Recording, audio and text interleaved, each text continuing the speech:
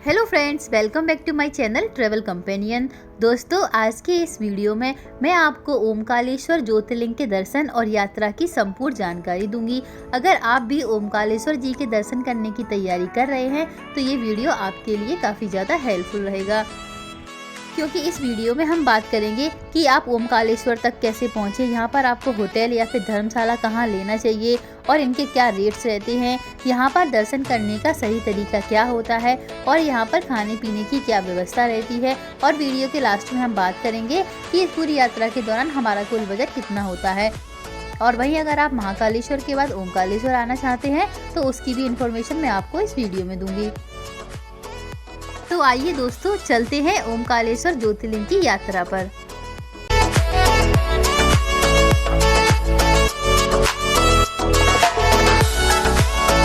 दोस्तों, मध्य प्रदेश के खंडवा जिले में मां नर्मदा नदी के तट पर यह प्रसिद्ध ज्योतिर्लिंग ओमकालेश्वर और ममलेश्वर ज्योतिर्लिंग के रूप में विराजमान है, जो कि महादेव जी के 12 पवित्र ज्योतिर्लिंगों में से एक है। और इस मंदिर में जो ज्योतिर्लिंग स्थापित है वो पंचमुखी रूप में स्थापित है। और कहते हैं कि माता पार्वती और भगवान शिव पूरे संसार का भ्रमण करने के बाद रात्रि विश्राम करने यहाँ पर आते हैं। तो चलिए फ्रेंड्स, सबसे पहले बात करते हैं कि हम यहाँ पर कैसे पहुँच सकते हैं। तो आप यहाँ पर बाई फ्लाइट, बाई ट्रेन या फिर बाई रोड आसानी से आ सकते हैं। दोस्तों, अगर आप यहाँ पर बाई ट्रेन आना चाहते हैं तो यहाँ का well connected railway station Indore में है, जो कि ओमकालेश्वर से लगभग 80 किलोमीटर की दूरी पर स्थित है। और इंदौर रेलवे स्टेशन से मात्र 100 मीटर की दूरी पर यहाँ का बस स्टैंड बना हुआ है। वहाँ से आपको ओमकालेश्वर के लिए डायरेक्ट बस की सुविधा मिल जाएगी। बस वाले आपसे यहाँ पर 80 किलोमीटर के हिसाब से करीब 140 रुपये चार्ज करते हैं पर पर्सन का, और आप आराम से इंदौर से ओमकालेश्वर पहुँच जाएंगे।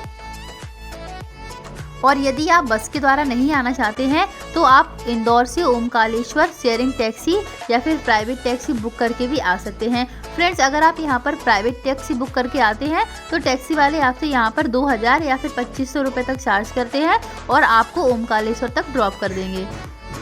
चलिए अब बात करते हैं फ्लाइट की। तो अगर आप यहाँ पर बाई फ्लाइट आना चाहते हैं तो यहाँ का जो नियरेस्ट एयरपोर्ट है वो इंदौर में ही देवी अहिल्याबाई होलकर एयरपोर्ट बना हुआ है। एयरपोर्ट आने के बाद आप यहाँ से टैक्सी या फिर शेयरिंग टैक्सी के माध्यम से इंदौर से ओमकालेश्वर तक आ सकते हैं। इसके अलावा आप बस के द्वारा भी इंदौर से ओमकालेश्वर तक आ सकते हैं।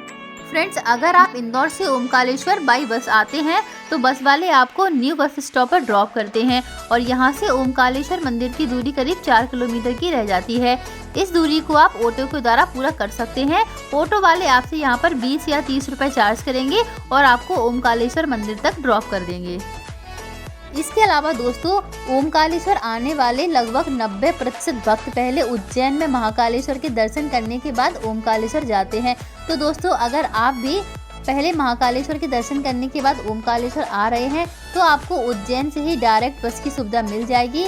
आपको उज्जैन के बस स्टैंड से सुबह 7 बजे बस चलती है, जिसमें बैठकर आप आराम से ओमकालेश्वर तक आ सकते हैं। इसके अलावा आप यहाँ पर उज्जैन में ही किसी टूर एंड ट्रैवल ऑफिस से इसकी बुकिंग भी करा सकते हैं और यहाँ पर जो बसेस होती हैं वो सुबह ही चलती हैं। इस प्रकार से आप महाकालेश्वर से ओमकालेश्वर भी बड़े ही आराम से आ जाएंगे। पूरे दिन आप दर्शन करने के बाद शाम की उसी बस से उज्जैन के लिए वापसी भी कर सकते हैं। दोस्तों, अगर यहाँ पर बस की किराए की बात करें तो अगर आप यहाँ पर एसी बस लेते हैं तो उसका राउंड ट्रिप रहता है करीब 520 रुपये का, और अगर आप यहाँ पर नॉन एसी लेते हैं तो आपका किराया रहेगा करीब राउंड ट्रिप का 400 रुपये, जो कि पर पर्सन के हिसाब से रहता है। और वहीं अगर आप यहाँ पर ऑर्डिनरी बस लेते हैं तो उसका किराया रहता है 320 रुपये। इस प्रकार से आप बहुत ही आराम से उज्जैन जाकर ओमकालेश्वर जी के दर्शन करने के बाद फिर उसी बस से वापस उज्जैन आ जाएंगे। तो दोस्तों, अब हम आ चुके हैं ओमकालेश्वर और अब हम ओमकालेश्वर के मेन मार्केट में हैं। अब बात करते हैं कि यहाँ पर होटल या फिर धर्मशाला हमें कहाँ लेनी चाहिए और इनके क्या क्या चार्जेस रहते हैं। दोस्तों, आपको यहाँ पर काफ़ी सारे होटल्स और धर्मशाला देखने को मिल जाएंगी। अगर यहाँ पर धर्मशाला की रेट की बात करें तो मात्र 300 रुपये से यहाँ पर धर्मशाला स्टार्ट हो जाते हैं और 600 रुपये के बजट में आपको बहुत ही अच्छा यहाँ पर रूम देखने को मिल जाएगा। और वहीं होटल की बात करें तो आपको यहाँ पर 500 से 1000 से 1200 1500 रुपये में एक अच्छा एसी रूम देखने को मिल जाएगा। तो यहाँ पर एक अच्छा सा रूम लेने के बाद हम यहाँ पर कुछ देर आराम करेंगे और फिर चलेंगे महादेव जी के दर्शन करने।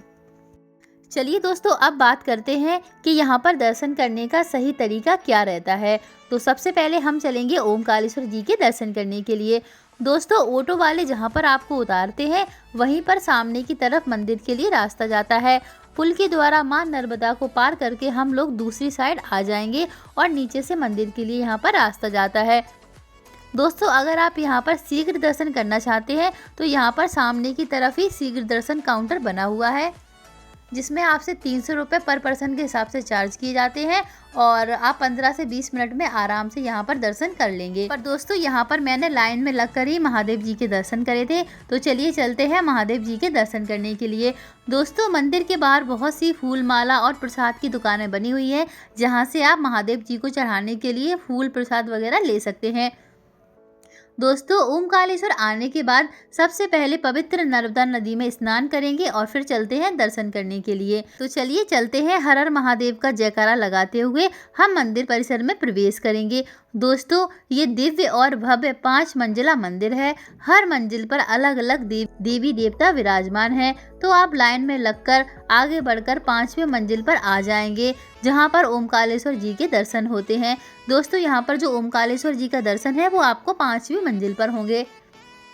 दोस्तों, बहुत ही प्राचीन और भव्य शैली में ये मंदिर बना हुआ है। तो चलिए दोस्तों, लाइन में लगते हुए आगे की तरफ बढ़ेंगे और गर्भगृह में प्रवेश करके महादेव जी के अलौकिक रूप के दर्शन करेंगे और अपनी मनोकामना मांगेंगे। दोस्तों, महादेव जी आपकी सारी मनोकामनाओं को जरूर पूरा करेंगे। तो यहाँ पर हमने महादेव जी के दिव्य रूप के दर्शन कर लिए हैं। दोस्तों, यहाँ पर अगर आप नॉर्मल डेज में आते हैं तो आपको यहाँ पर 30 से 35 मिनट में दर्शन हो जाएंगे।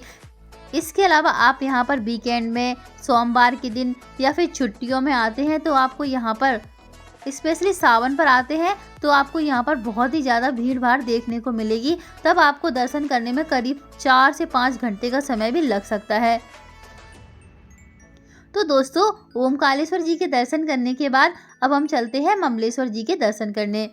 दोस्तों, कहते हैं कि ओमकारेश्वर जी के दर्शन करने के बाद ममलेश्वर ज्योतिर्लिंग के दर्शन करना जरूरी माना जाता है, तभी आपकी ये पूरी यात्रा कंप्लीट मानी जाएगी। ममलेश्वर ज्योतिर्लिंग नर्मदा नदी के दूसरी ओर विराजमान है। तो आप यहाँ पर ओमकारेश्वर मंदिर के पीछे की तरफ से झूला पुल के माध्यम से नर्मदा नदी को पार करके दूसरी साइड आ जाएंगे, क्योंकि ममलेश्वर ज्योतिर्लिंग जो है वो दूसरी साइड बना हुआ है। इसके अलावा आप ओमकारेश्वर एंट्री गेट के पास से नीचे जाकर नाव के माध्यम से नर्मदा नदी को पार करके दूसरी साइड भी आ सकते हैं। दोस्तों, नाव वाले आपसे एक ओर से दूसरी ओर आने जाने के लिए करीब 40 रुपये चार्ज करते हैं और दूसरी साइड आने के बाद कुछ सीढ़ियां चढ़ने के बाद आप मंदिर तक आ जाएंगे। दोस्तों, ये मंदिर भी बहुत ही भव्य और प्राचीन शैली में बना हुआ है। दोस्तों, यहाँ पर दर्शन करने के लिए भी आपको लाइन में लगना होगा। तो लाइन में लगकर मंदिर में प्रवेश करेंगे और महादेव जी के दर्शन करेंगे और उनसे अपनी मनोकामना मांगेंगे। दोस्तों, ऐसा कहा जाता है कि ओमकारेश्वर ज्योतिर्लिंग और ममलेश्वर ज्योतिर्लिंग के दर्शन करने से आपकी सारी मनोकामनाएं पूरी होती हैं। तो दोस्तों, आप भी यहाँ पर आकर दर्शन जरूर करें और अपनी मनोकामनाएं जरूर मांगें।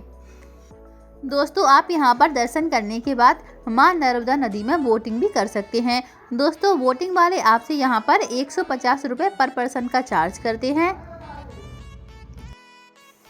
दोस्तों, नाव वाले आपको डैम तक ले जाते हैं, जहां से आप नर्मदा और कावेरी नदी का पवित्र संगम भी देख सकते हैं।